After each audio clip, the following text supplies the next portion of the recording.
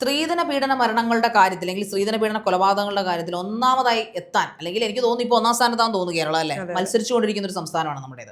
എത്ര കിട്ടിയാലും പഠിക്കാത്ത കേരളത്തിലെ മാതാപിതാക്കളും കുട്ടികളും അതുപോലെ വിധിക്ക് പിന്നെ കീഴടങ്ങി ജീവിക്കാൻ വിധിക്കപ്പെട്ട പെൺകുട്ടികളുള്ളൊരു നാടാണ് കേരളം. നമുക്കറിയാം, നമ്മൾ ഒരിക്കലും മറക്കാത്ത വേദനിപ്പിക്കുന്ന ഒരു സ്ത്രീധന മരണം, എല്ലാം സ്ത്രീധന പീഡന മരണങ്ങളും വേദനിപ്പിക്കുന്നത് തന്നെയാണ്. എങ്കിലും നമ്മുടെ ഹൃദയത്തിൽ തങ്ങി നിൽക്കുന്ന കുറച്ച് പേരുകളും കുറച്ച് മുഖങ്ങളും ഉണ്ട്. കോളിളക്കം സൃഷ്ടിച്ച ഒരു സ്ത്രീധന പീഡന മരണം, വിസ്മയ കൊലക്കേസ്. വിസ്മയ സ്ത്രീധനത്തിന്റെ പേരിൽ ഒരു മിടുക്കിയായിട്ടുള്ള, എന്നാൽ ഒരു സാധാരണക്കാരിയല്ല, അവൾ അത്യാവശ്യം സാമ്പത്തിക സ്ഥിതിയുള്ള വീട്ടിലെ പെൺകുട്ടിയായിരുന്നു, മിടുമിടുക്കിയായിരുന്നു, ആയുർവേദ മെഡിസിന് പഠിക്കുകയായിരുന്നു. ഓപ്പോസിറ്റ് നിൽക്കുന്ന, അതായത് അവളുടെ ഭർത്താവ് എന്ന് പറയപ്പെട്ടിരുന്ന കിരൺകുമാർ, അല്ലെങ്കിൽ ഭർത്താവായിരുന്ന കിരൺകുമാർ, പ്രതിയും കൂടായ കിരൺകുമാർ MPD ആയിരുന്നു, മുൻ MPD, സർക്കാർ ഉദ്യോഗസ്ഥൻ, മാതൃകയാകേണ്ടവൻ. ആ പെൺകുട്ടിയെ മാക്സിമം പീഡിപ്പിച്ച് കൊല വിളിച്ചു. സഹിക്കാൻ പറ്റാതെ ആ പെൺകുട്ടി ആത്മഹത്യ ചെയ്യുകയായിരുന്നു. അതിന് കോടതി ശിക്ഷ വിധിച്ചു 10 വർഷം. ഓക്കെ, 10 വർഷം ശിക്ഷ വിധിച്ചു. അതൊരു കുറഞ്ഞ ശിക്ഷയാണ് നാട്ടുകാർ മുഴുവൻ പറഞ്ഞു, മാധ്യമങ്ങൾ പറഞ്ഞു. എന്നിട്ടും ഓക്കെ, കോടതി നിയമങ്ങൾ നമ്മൾ ക്വസ്റ്റ്യൻ ചെയ്യാൻ പാടില്ല. പക്ഷെ അവനിപ്പോൾ ജാമ്യം കിട്ടിയിരിക്കുന്നു, സുപ്രീം കോടതിയിൽ നിന്ന് അവൻ ജാമ്യം നേടിയിരിക്കുന്നു. അപ്പോൾ നമ്മൾ ചിന്തിക്കുക, എന്താണല്ലേ നമ്മുടെ നീതിന്യായ വ്യവസ്ഥിതി. നമ്മൾ ചിന്തിച്ചു പല പേജുകൾ നമ്മൾ മൂക്കത്ത് കൈവച്ചിട്ടുണ്ടല്ലേ. ഇപ്പോൾ ഇത് വേറൊന്നുമല്ല, അതെന്തായിരുന്നു പൗർണമി സമ്മതിക്കുന്നത്? സുപ്രീം കോടതിയിൽ എന്തിനാണ് അവന് ജാമ്യം കൊടുത്തതിൻ്റെ ഒരു കണ്ടീഷൻ? അതായത് നോർമലി അപ്പീൽ കൊടുത്തിട്ടുണ്ട്. അതായത് ഹൈക്കോടതിയിൽ നിന്ന് ഇനി യഥാർത്ഥ വിധി വരുന്നിടം വരെ അവൻ ഈ കേസ് അതായത് അവന് യഥാർത്ഥ ഈ 10 വർഷത്തെ ശിക്ഷക്കെതിരെ അവൻ അപ്പീൽ കൊടുത്തിരുന്നു ഹൈക്കോടതിയിൽ. ആ ഹൈക്കോടതിയിൽ കേസ് ഇപ്പൊ നടന്നുകൊണ്ടിരിക്കുകയാണ്. അപ്പീൽ ഹൈക്കോടതി പരിഗണിച്ചിട്ടില്ല. അപ്പൊ ആ പരിഗണിക്കുന്ന കാലയളവ് മുഴുവൻ അവന് ജാമ്യം വേണം, പുറത്തു നിൽക്കണം. എന്തിനാണ് അവൻ പുറത്തു നിൽക്കുന്നത്? ജാമ്യം നൽകുക എന്ന് പറഞ്ഞാൽ നമുക്കറിയാലോ എന്താണെന്നുള്ളത്. അത് ആ ആളെ വിട്ടു. ഇപ്പൊ ആ ഒരു കേസ് നമ്മുടെ നാട്ടിലെ നോർമലി ഒരു ചെറിയ കേസ് ആണെങ്കിൽ പോലും ഒരു മനുഷ്യനെ എത്ര തവണ കോടതി കയറ്റും, എത്ര കാലതാമസം എടുക്കും എന്നുള്ളത് നമുക്ക് എല്ലാവർക്കും അറിയുന്ന കാര്യമാണ്.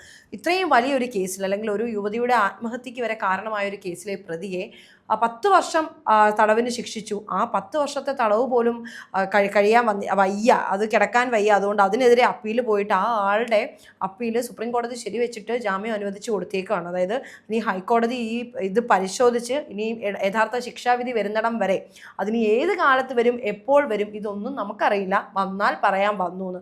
ഒരുപക്ഷെ ചിലപ്പം വരും.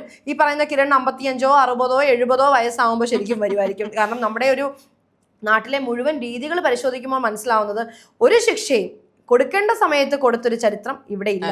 ഉണ്ടായിട്ടുണ്ട്, ഇല്ല എന്ന് പറയുന്നില്ല, ഉണ്ടായിട്ടുണ്ട്. അപൂർവങ്ങളിൽ അപൂർവമായിട്ട് ഈ ഒരു 2000 കയറിയതിന് ശേഷം ഉണ്ടായിട്ടില്ല.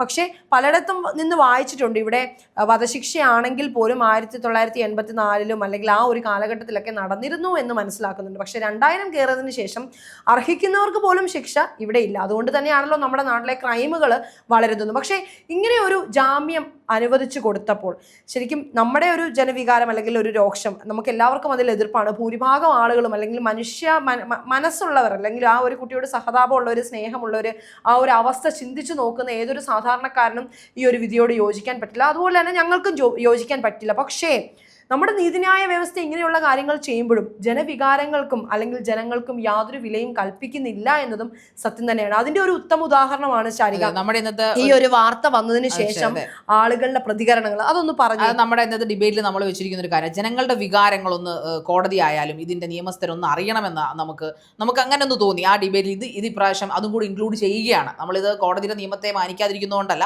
പക്ഷേ ജനങ്ങൾ എത്രമാത്രം ഇതുകൊണ്ട് ഫെഡപ്പായി, നമ്മുടെ നിയമവ്യവസ്ഥിതി കൊണ്ട്, ചില നിയമങ്ങൾ കൊണ്ട് തന്നെ ഫെഡപ്പായി എന്നുള്ളതിന്റെ ഇതിനൊരു മാറ്റം വരുത്തണമെന്ന് ആഗ്രഹിക്കുന്ന മാധ്യമ പ്രവർത്തകരായതുകൊണ്ടാണ് നമ്മൾ ഡിസ്കഷനിൽ നമ്മളിത് വെക്കുന്നത്. ചില കമന്റുകൾ ഇതിന്റെ പേരിൽ നമ്മൾ വായിക്കാം.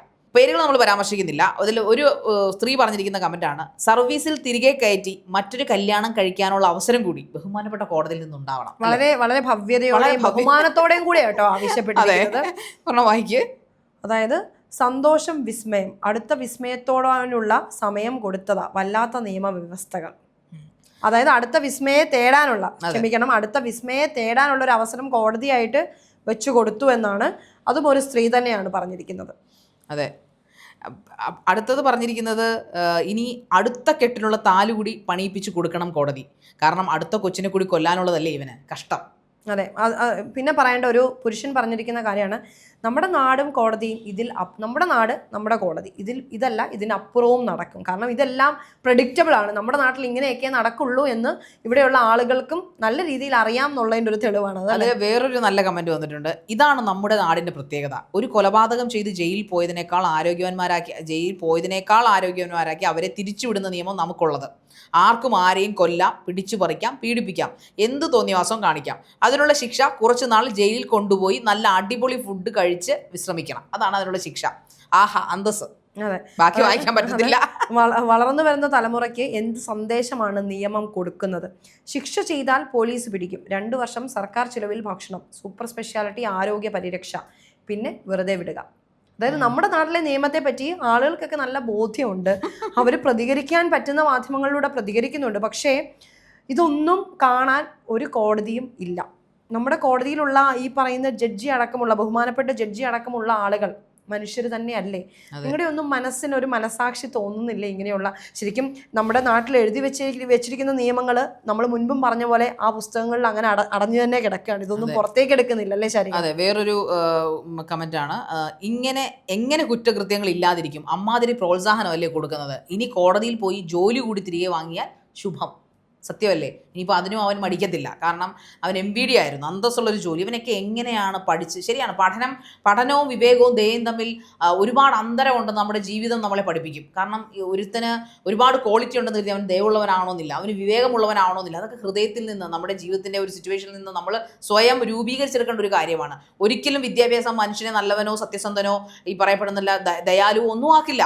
അത് നമുക്കൊരു അറിവ് തരുന്നു എന്ന് മാത്രം. അറിവ് എങ്ങനെ വിനിയോഗിക്കണം എന്ന് തീരുമാനിക്കുന്ന ആ വ്യക്തി മാത്രമാണ്. അല്ലാതെ പ്രത്യേകിച്ച് കുറച്ച് സർട്ടിഫിക്കറ്റ് വെച്ച് ജോലി മേടിക്കാന്നല്ലാതെ ഇങ്ങനെയുള്ള കാര്യങ്ങൾക്ക് വിദ്യാഭ്യാസം കൊണ്ട് ഒരു പ്രയോജനം. അങ്ങനെയാണെങ്കിൽ നമ്മൾ ഈ നടന്ന മരണങ്ങളുടെ, സ്ത്രീധന പീഡന മരണങ്ങളുടെ ബാക്ക് ഹിസ്റ്ററി കഴിഞ്ഞാൽ അതിൽ ഓപ്പോസിറ്റ് നിൽക്കുന്ന ആൾ ഹൈലി ക്വാളിഫൈഡ് ആണ്. ഒന്നെങ്കിൽ ഡോക്ടർ ആവാം, അല്ലെങ്കിൽ ഇതുപോലെ ഗസറ്റഡ് ഓഫീസർ ആവാം, MBD ആവാം. സത്യത്തിൽ നമുക്ക് ഇത് നമ്മുടെ മൂല്യച്യുതിയാണ്. സത്യത്തിൽ പൗർണമി നേരത്തെ ഒരു കമന്റ് പറഞ്ഞിരുന്നു, അത് ഇവിടെ ഒന്ന് പറയണം. കാരണം നമ്മുടെ പെൺകുട്ടികളെ എതിർത്ത് നിന്ന് ഇതിനെ തോൽപ്പിക്കണം അല്ലേ? തീർച്ചയായും. അതായത് ഇനി പെൺകുട്ടികൾ അല്ലെങ്കിൽ ഇനി സ്ത്രീകൾ വിവാഹം വേണ്ട എന്ന് ഒരു മടിയും കൂടാതെ അത് വീട്ടുകാരോടോ ബന്ധുക്കളോടോ നാട്ടുകാരോടോ പൊതുവെ പബ്ലിക്കിന്റെ മുന്നിൽ പറയുന്ന ഒരു സാഹചര്യത്തിലേക്ക് അപ്ഗ്രേഡ് ചെയ്താൽ മാത്രമേ ഈ പറയുന്ന സ്ത്രീധന പീഡനങ്ങൾക്കും മരണങ്ങൾക്കും ഒരു അറുതി വരുള്ളൂ എന്നാണ് തോന്നുന്നത്. കാരണം ഇവിടെ വിവാഹം കഴിക്കുന്നതിന് സ്ത്രീകൾക്ക് കുഴപ്പമില്ല, വിവാഹ സമ്മാനങ്ങൾ നൽകുന്നതിന് സ്ത്രീകളുടെ വീട്ടിലുള്ളവർക്കും കുഴപ്പമില്ല. ഇത് വാങ്ങുന്നതിന് പ്രത്യേകിച്ച് ആണുങ്ങൾക്കോ അല്ലെങ്കിൽ ആണുങ്ങളുടെ കുടുംബക്കാർക്കും യാതൊരുവിധ പ്രശ്നമില്ല. പക്ഷേ ഇതെല്ലാം കിട്ടാനുള്ളത് കിട്ടിക്കഴിഞ്ഞാൽ ഒരു സന്തോഷമായിട്ടൊരു ജീവിതം പ്രതീക്ഷിച്ച് വരുന്ന യുവതി ഒരു ജീവിതത്തിലേക്ക് കടന്നു കഴിയുമ്പോൾ ഈ കിട്ടിയതൊന്നും പോരാതെ വരും. ഇങ്ങനെ ജീവിച്ചാൽ പോരാ എന്നൊരു തോന്നൽ വരും. അപ്പോൾ ഈ പറയുന്ന പ്രശ്നങ്ങളും കുറ്റങ്ങളും എല്ലാം ആ ഒരു സ്ത്രീയുടെ മാത്രം ിലേക്ക് ഒതുങ്ങും. ആ സമയത്ത് കൂടെ നിൽക്കാൻ സ്വന്തം വീട്ടുകാരോ ഭർത്താവിൻ്റെ വീട്ടുകാരോ ഇല്ലാത്തൊരവസ്ഥ വരും.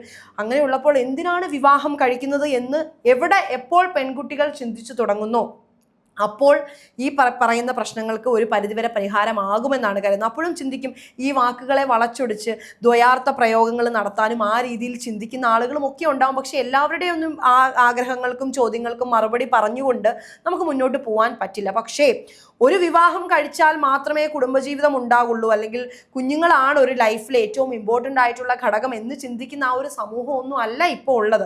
അത് മനസ്സിലാക്കിക്കൊണ്ട് തന്നെ പറയട്ടെ, അധികം വൈകാതെ ഈ രീതിയിലാണ് മുന്നോട്ട് പോകുന്നതെങ്കിൽ തീർച്ചയായിട്ടും സ്ത്രീകൾ ഈ ഒരു ശക്തമായ നിലപാടിലേക്ക് അധികം വൈകാതെ തന്നെ വരുമെന്ന് തന്നെ വേണം പറയാൻ, അല്ലേ? തീർച്ചയായിട്ടും. കാരണം പെൺകുട്ടികൾ ഈ പറയപ്പെടുന്ന പോലെ നമ്മുടെ പെൺകുട്ടികൾ മാത്രമല്ല, എനിക്ക് ഇത് പറയുമ്പോൾ എത്രമാത്രം അത് പ്രശ്നമുണ്ടാകും, എൻ്റെ പേരിൽ തെറിവിളി കേൾക്കുമെന്ന് എനിക്ക് അറിഞ്ഞുകൂടാ പോകണമെങ്കിൽ അതുകൂടെ ഞാൻ പറയുകയാണ്. നമ്മുടെ പാരൻസ്, അതായത് പെൺകുട്ടികളുടെ മാതാപിതാക്കളോട് പെൺകുട്ടികൾ കല്യാണം കഴിക്കുന്നതിന് മുമ്പ് എന്തായാലും രജിസ്റ്റർ മാരേജിൽ ഒപ്പിടുമല്ലോ, രജിസ്റ്റർ മാരേജ് സർട്ടിഫിക്കറ്റ് അല്ലെങ്കിൽ അതിനുവേണ്ടി രജിസ്റ്റർ ഒപ്പിടുന്ന സമയത്ത് ഒരു കാര്യം കൂടെ നിയമത്താൽ എഴുതി വെക്കണം. കാരണം ഇവിടെ ഇമോഷൻസിനല്ല സ്ഥാനം.